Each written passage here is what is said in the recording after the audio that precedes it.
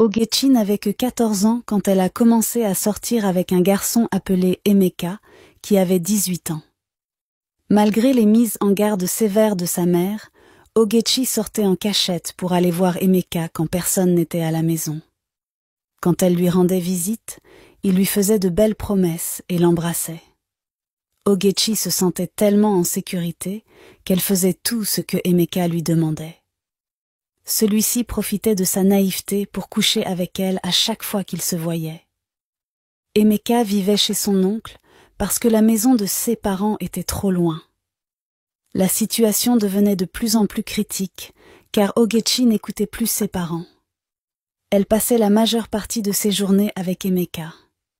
Dépassé par la situation, le père de Ogechi s'est rendu chez l'oncle de Emeka avec des policiers.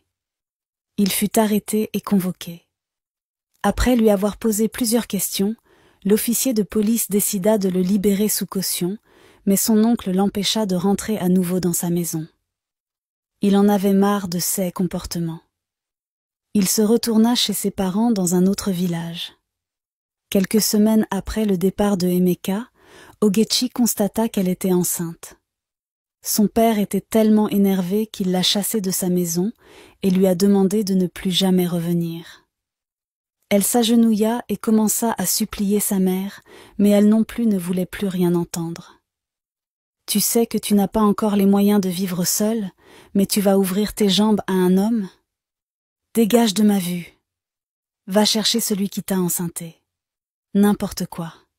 S'il te plaît, maman, pardonne-moi, c'était un accident. » Sa mère ramassa une pierre et menaça de lui lancer. Elle courut de toutes ses forces pour s'enfuir et sauver sa peau.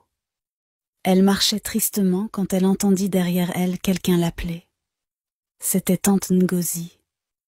Elle se retourna et s'avança vers elle la tête baissée. Elle avait honte. Tante Ngozi entra dans la hutte puis en ressortit quelques minutes après. Elle tendit un billet à Ogechi. « Tiens, j'espère que ceci pourra t'aider. »« Merci, tante Ngozi, » répondit-elle avant de poursuivre son chemin vers une destination inconnue.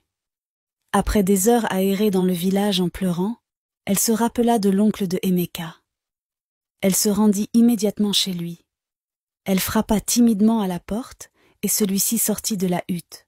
« Ogechi ? Mais que fais-tu ici ? Que se passe-t-il ? Entre s'il te plaît et explique-moi. » Une fois à l'intérieur, l'oncle de Emeka enchaîna les questions sans respirer. « Pourquoi as-tu l'air aussi pâle ? Es-tu malade ? Pourquoi ton ventre est aussi gros ? Je suis venue voir Emeka, monsieur. »« Pourquoi ? » ?»« Je suis enceinte de lui, monsieur, » annonça-t-elle en larmes. « Quoi ? Tu es enceinte de Emeka ? À ton âge ? Quelle honte ! Aidez-moi, monsieur, je vous en supplie. Mes parents m'ont renvoyée je ne sais pas où dormir.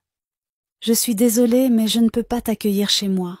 La seule chose que je peux te faire, c'est indiquer l'adresse des parents de Emeka et te donner un peu d'argent pour que tu t'y rendes.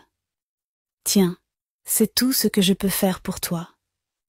Merci, monsieur, répondit-elle toujours les larmes aux yeux. Elle sortit de la maison et se rendit immédiatement à la gare. Elle prit ensuite un taxi pour se rendre chez Emeka. Pendant tout le trajet, elle repensait à ses parents qu'elle laissait derrière elle, et des larmes s'échappaient de ses yeux. Après quelques heures, elle arriva dans le village. Elle vit une femme au loin en train de balayer.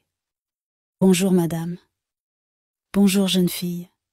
Tu cherches quelqu'un ? » ?»« Oui, madame, je cherche Emeka. »« Pourquoi ? » demanda